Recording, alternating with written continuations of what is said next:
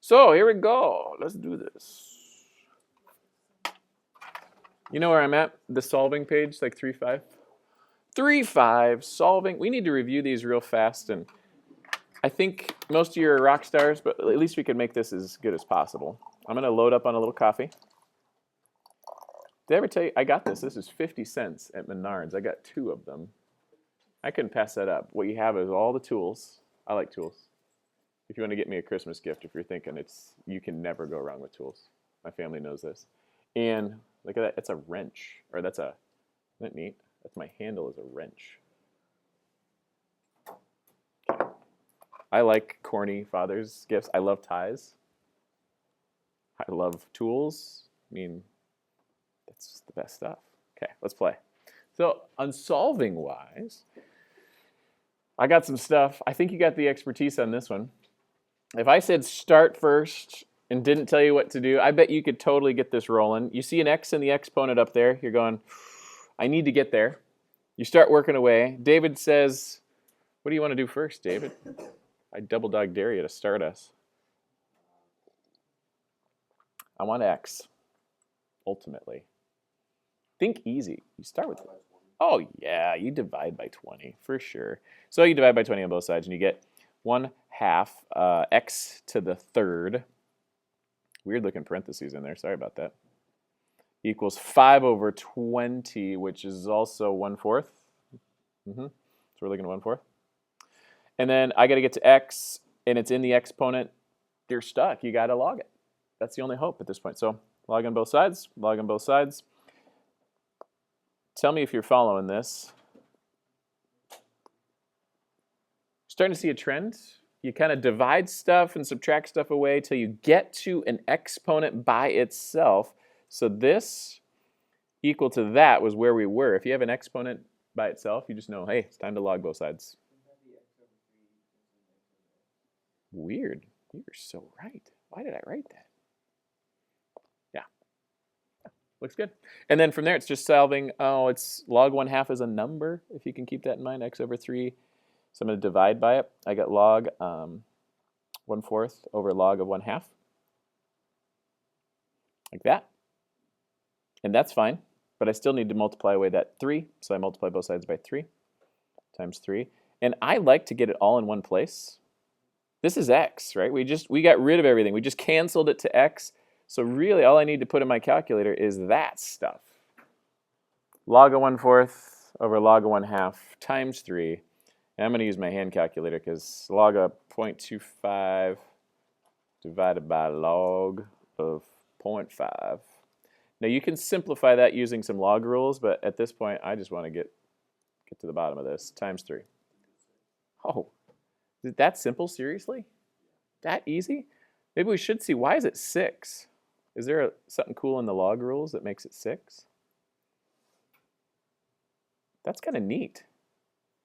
There's, just as an aside, we'll put asides in red, and I'm not going to do this again on the others, but this times 3 means I can make it an exponent outside there, and log of 1/4 divided by log of 1/2, we could do some work with that, don't you think?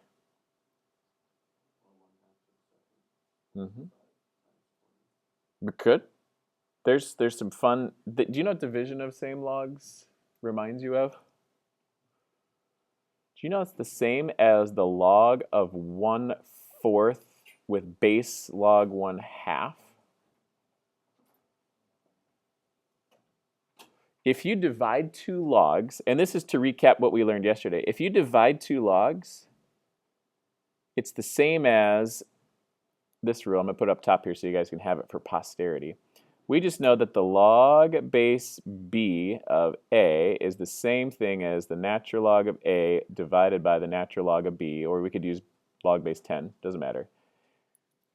That is just a good reminder that if I have 2 logs being divided, it's the same as a log of base 1/2, but taking the log of 1/4. Crazy. And that times 3 out there, it's like an exponent. I can put that back up. So if I take that dude and put it up here, this is what I'm looking at. Log base 1/2 of 1/4 to the third equals x. That's what that's equivalent to. Again, calculator's fine. But if I convert this to exponential, I got 1/2 to the x equals 1/4 to the third.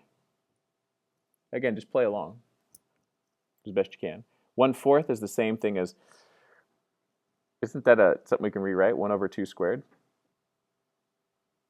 Or it's actually the same as 1/2 squared. So 1/2 x, this is 1/2 squared to the third. So just a reminder, 1/4 is the same thing as 1/2 squared. And half squared to the third. Now, aren't you glad you didn't do this by hand? But now you can kind of see that it happens to be, yeah, this is 1/2 to the sixth over here.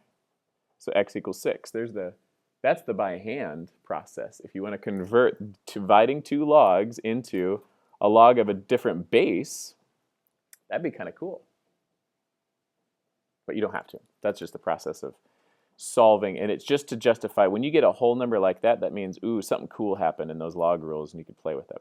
The rest of these I'm going to take more directly, and when we need a calculator, we can use a calculator, so have no fear.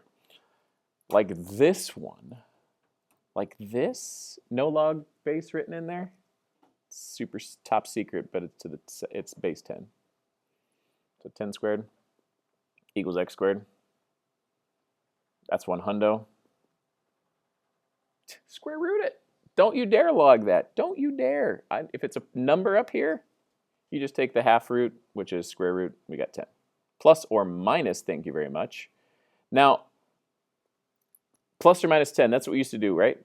We'd always write plus or minus for a radical. We move on and say yes, but do you guys, is that okay? Can I use both positive and negative 10 for x? Check out that power. Can I put in negative 10? Even though Mr. Seeley said once upon a time, oh poop. Yes, I have said oh poop a couple times, but log of a negative number is naughty.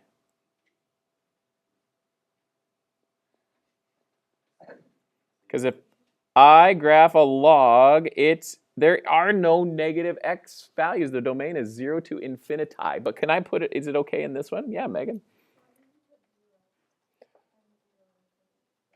Help me out. Where did I put a 0? Oh, 10 squared. Yep. Gotcha. No, this is 10 squared to 100. Good. Thanks for checking. Then I square rooted both sides. And I know that whenever I introduce a square root, if I'm going to introduce one, I have to do plus or minus. Though you should check your answers. Is it okay to put negative 10 in here?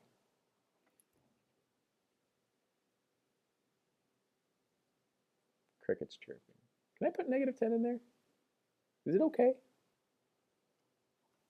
Why is it you nodded yes? I thought I couldn't do logs of negative numbers.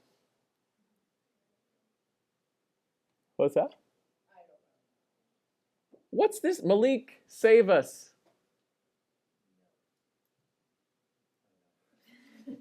Are you just acting like a 2-year-old or what?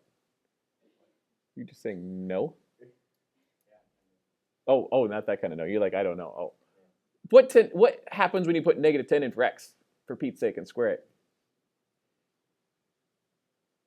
Do I need to get the random number name generator out of here? I think I do. What's negative 10 squared? Is that a negative number? No, so it's okay. Thank you. Yes. So we can put in this context, squaring is going to take care of it. We're not logging any negative numbers, so we're good to go. Yes, I will get the random generator going. It's just warming up. And I hope it picks you. Whoever you is, our person. All right, back to work. This one works. Plus